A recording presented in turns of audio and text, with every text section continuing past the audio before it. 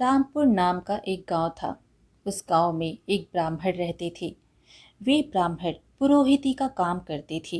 एक दिन एक यजमान के यहाँ पूजा कराकर घर लौटते समय उन्होंने रास्ते में देखा कि एक मालिन यानी कि साग वाली एक और बैठी साग बेच रही थी। उसके पास भीड़ लगी थी। कोई साग तौलवा रहा था तो कोई मोल भाव कर रहा था। पंडित जी रोज उसी रास्ते से जाते हुए साग वाली को देखते थे।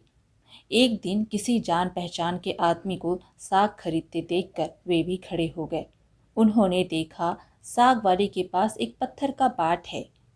उसी से वो 5 सेर वाले को 5 सेर और 1 सेर वाले को 1 सेर साग तौल रही थी। एक ही बाट सब तौलों में समान काम दे रहा था। पंडित जी को यह देखकर बड़ा ही आश्चर्य हुआ। उन्होंने साग वाली से पूछा, तुम इस एक ही पत्थर के बाट से कैसे सबको तौल देती हो? क्या सबका वजन ठीक बैठता है? वहीं खड़े पंडित जी के परिचित व्यक्ति ने कहा, हाँ पंडित जी, यह बड़े अचरज की बात है। हम लोगों ने कई बार इससे लिए हुए साग को दूसरी जगह तौल कर आजमाया, पूरा वजन सही उतरा। पंडित जी ने कुछ रुक कर साग वाली से कहा, बेटी, यह पत्थर मुझे दोगी? साग वाली बोली, नहीं बाबा जी, यह मैं तुम्हें नहीं दूंगी। मैंने बड़ी कठिनाई से इसको पाया है। मेरे सेर बटखरे खो जाते तो घर जाने पर माँ और बड़े भाई मुझे मारते थे। 3 वर्ष पहले की बात है, मेरे बटखरे खो गए। मैं घर गई तो बड़े भाई ने मुझे मारा। मैं रोती रोती घाट पर आकर बैठ गई और मन ही मन भगवान को पुकारने लगी। इतने में ही मेरे पैर के पास ये पत्थर लगा।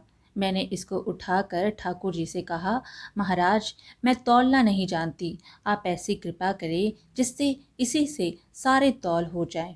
बस तब से मैं इसे रखती हूँ। अब मुझे अलग अलग बटखरों की ज़रूरत नहीं होती। इसी से सब काम निकल जाता है। बताओ, मैं ये तुम्हें कैसे दे दूँ? पंडित जी बोले, मैं तुम्हें बहुत से रुपए दूंगा। साग वाली ने कहा, कितने रुपए दोगे? तुम मुझे वृंदावन का खर्च दोगे? सब लोग वृंदावन गए हैं, मैं नहीं जा सकी हूँ। ब्राह्मण ने पूछा, कितने रुपए में काम होगा? साग वाली ने कहा, पूरे 300 रुपए चाहिए। ब्राह्मण बोले, अच्छा बेटी, यह तो बताओ, तुम इस शिला को रखती कहाँ हो? साग वाली ने कहा, इसी टोकरी में रखती हूँ बाबा जी, और कहाँ रखूंगी। ब्राह्मण घर लौट आए और चुपचाप बैठे रहे। ब्राह्मण की पत्नी ने ब्राह्मण से पूछा, आज आप ये उदास क्यों बैठे हैं? ब्राह्मण ने कहा, आज मेरा मन खराब हो रहा है, मुझे 300 रुपए की ज़रूरत है। ब्राह्मण की पत्नी ने कहा, इसमें कौन सी बड़ी बात है? आपने ही तो मेरे गहने बनवाए थे, विशेष ज़रूरत हो तो लीजिए, इन्हें ले जाइए, होना होगा तो फिर हो जाएगा। इतना कहकर ब्राह्मणी ने गहने उतार दिए। ब्राह्मण ने गहने बेचकर रुपए इकट्ठे किए और दूसरे दिन सुबह साग वाली के पास जाकर उसे रुपए दिए और बदले में उस शीला को ले लिया। गंगा जी पर जाकर उसको अच्छी तरह धोया और फिर नहा धोकर वे घर लौट आए। इधर पीछे से एक छोटा सा सुकुमार बालक जाकर ब्राह्मणी से कह गया, पंडिताइन जी, तुम्हारे घर ठाकुर जी आ रहे हैं, घर को अच्छी तरह से झाड़ बुहार कर ठीक करो। ब्राह्मणी ने घर साफ करके उसमें पूजा की सामग्री सजा दी। ब्राह्मण ने आकर देखा तो उसे अचरज हुआ। ब्राह्मणी से पूछने पर उसने छोटे बालक के आकर कह जाने की बात सुनाई। यह सुन पंडित जी को और भी आश्चर्य हुआ। पंडित जी ने शिला को सिंहासन पर स्थापित कर उसकी पूजा की, फिर उसे ऊपर आले पर पधरा दिया। पंडित जी को रात को सपना में भगवान ने कहा, तू मुझे जल्दी लौटा आ, नहीं तो तेरा भला नहीं होगा, सर्वनाश हो जाएगा। ब्राह्मण ने कहा, जो कुछ भी हो, मैं तुमको नहीं लौटाऊंगा। ब्राह्मण को घर में जो कुछ भी पत्र पुष्प मिलता उसी से पूजा करने लगे। 2-4 दिनों के बाद भगवान ने स्वप्न में फिर कहा, मुझे फेंका, नहीं तो तेरा लड़का मर जाएगा। ब्राह्मण ने कहा, मर जाने दो, पर मैं नहीं फेंकूंगा। महीना पूरा बीत भी नहीं पाया था कि ब्राह्मण का एकमात्र पुत्र मृत्यु को प्राप्त हो गया। कुछ दिनों बाद फिर स्वप्न हुआ, अब भी मुझे वापस दिया नहीं तो तेरी लड़की मर जाएगी। दृढ़ निश्चयी ब्राह्मण ने पहले वाला ही जवाब दिया। कुछ दिनों पश्चात लड़की भी मर गई। फिर कहा कि अब की बार स्त्री मर जाएगी। ब्राह्मण ने इसका भी वही उत्तर दिया। अब स्त्री भी मर गई। इतने पर भी ब्राह्मण अचल अटल रहा। लोगों ने समझा यह पागल हो गया है। कुछ दिन बीतने पर स्वप्न में फिर कहा गया, देख अब भी मान जा, मुझे लौटा दे, नहीं तो 7 दिनों में तेरे सिर पर बिजली गिरेगी।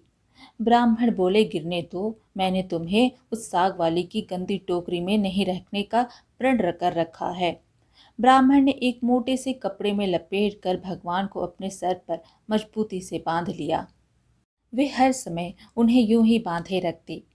कड़कड़ा कर बिजली कौंधती नजदीक आती पर लौट जाती।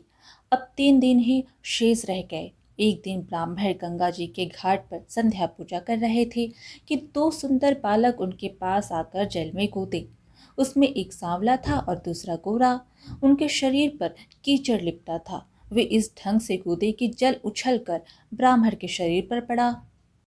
ब्राह्मण ने कहा, तुम लोग कौन हो भैया? कहीं इस तरह जल में कूदा जाता है? देखो मेरे शरीर पर जल पड़ गया। इतना ही नहीं, मेरे भगवान पर भी छींटे पड़ गए। देखते नहीं मैं पूजा कर रहा था। बालकों ने कहा, ओहो, तुम्हारे भगवान पर भी छींटे लग गए क्या? हमने देखा नहीं बाबा, तुम गुस्सा ना होना। ब्राह्मण ने कहा, नहीं भैया, गुस्सा कहाँ हो रहा हूँ। बताओ तो तुम किसके लड़के हो? ऐसा सुंदर रूप तो मैंने कभी नहीं देखा। कहाँ रहते हो भैया? कैसे अमृत खोली मीठी बोली है। बालकों ने कहा, बाबा हम तो यहीं रहते हैं। ब्राह्मण बोले, भैया क्या फिर कभी मैं तुम लोगों को देख सकूंगा? बच्चों ने कहा, क्यों नहीं बाबा, पुकारते ही हम आ जाएंगे।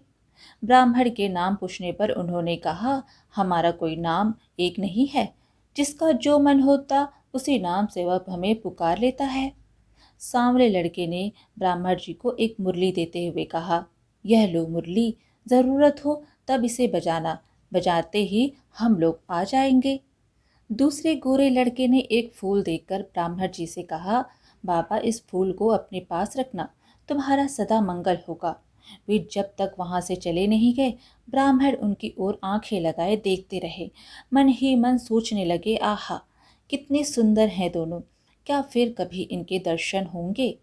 ब्राह्मण ने फूल देखकर सोचा, फूल तो बहुत बढ़िया है, कैसी मनोहर सुगंध आ रही है इसमें से, पर मैं इसका क्या करूँगा और रखूँगा भी कहाँ? इससे अच्छा है राजा को ही दे आऊँ। ब्राह्मण ने जाकर फूल राजा को दिया। राजा बहुत प्रसन्न हुए। उन्होंने उसे महल में ले जाकर बड़ी रानी को दिया। इतने में ही छोटी रानी ने आकर कहा, मुझे भी एक ऐसा ही फूल मंगवा दो, नहीं तो मैं डूब मरूंगी। राजा दरबार में आए और सिपाहियों को उसी समय ब्राह्मण को खोजने भेजा। सिपाहियों ने ढूंढते ढूंढते जाकर देखा, ब्राह्मण देवता सिर पर शीला बांधे पेड़ की छाया पर बैठे गुनगुना रहे थे।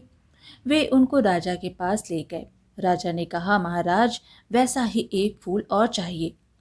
राजन, मेरे पास तो वो एक ही फूल था, पर देखिए चेष्टा करता हूँ। ब्राह्मण उन लड़कों की खोज में निकल पड़ी। अकस्मात उन्हें मुरली वाली बात याद आ गई। उन्होंने मुरली बजाई। उसी क्षण गौर श्याम जोड़ी प्रकट हो गई। ब्राह्मण रूप माधुरी के पान में मतवाले हो गए। कुछ देर बाद उन्होंने कहा, भैया वैसा एक फूल और चाहिए। मैंने तुम्हारा दिया हुआ फूल राजा को दिया था, राजा ने वैसा ही एक फूल और मांगा है। गोरे बालक ने कहा, फूल तो हमारे पास नहीं है, परंतु हम तुम्हें एक ऐसी जगह ले जाएंगे जहाँ वैसे फूलों का बागीचा खिला है। तुम आंखें बंद करो। ब्राह्मण ने आंखें मूंद ली। बच्चे उनका हाथ पकड़कर ना मालूम किस रास्ते से बात ही बात में कहाँ ले गए। एक जगह पहुंचकर ब्राह्मण ने आंखें खोली तो देखकर मुग्ध हो गए। बड़ा सुंदर स्थान था। चारों ओर सुंदर सुंदर वृक्ष लता आदि पुष्पों की मधुर गंध सुशोभित थी। बगीचे के बीच में एक बड़ा मनोहर महल था। ब्राह्मण ने देखा तो वे बालक गायब थे। वे सहज करके आगे बढ़ी। महल के अंदर जाकर देखा तो सब ओर से सुसज्जित बड़ा सुरमय स्थान था। बीच में एक दिव्य रत्नों का सिंहासन था और सिंहासन खाली था। पंडित जी ने उस स्थान को मंदिर समझकर प्रणाम किया। उनके माथे पर बंधी हुई ठाकुर जी की शिला खुलकर नीचे गिर गई। जो ही ब्राह्मण ने उसे उठाने को हाथ बढ़ाया कि शिला फटी और उसमें से भगवान लक्ष्मी नारायण प्रकट होकर सिंहासन पर विराजमान हो गए। भगवान नारायण ने मुस्कुराते हुए ब्राह्मण से कहा, हमने तुमको कितने दुख दिए परंतु तुम अटल रहे। दुख पाने पर भी तुमने हमें छोड़ा नहीं, पकड़े ही रहे।